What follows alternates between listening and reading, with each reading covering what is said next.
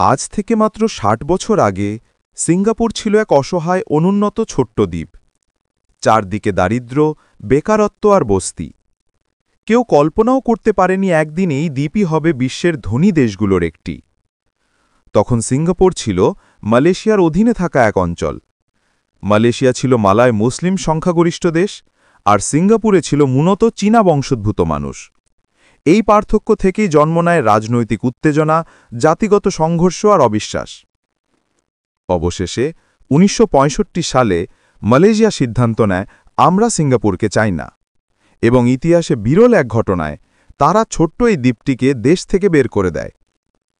তখন সবাই ভাবছিল, একটা বন্দর, একটুখানি জমি আর সামান্য সম্পদ নিয়ে সিঙ্গাপুর টিকবে কিভাবে। কিন্তু তারা থেমে যায়নি।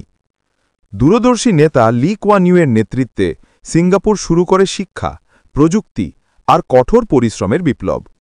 আর সেই পরিশ্রমের ফলেই আজ সিঙ্গাপুর বিশ্বের অন্যতম সমৃদ্ধ, পরিচ্ছন্ন আর উন্নত দেশ।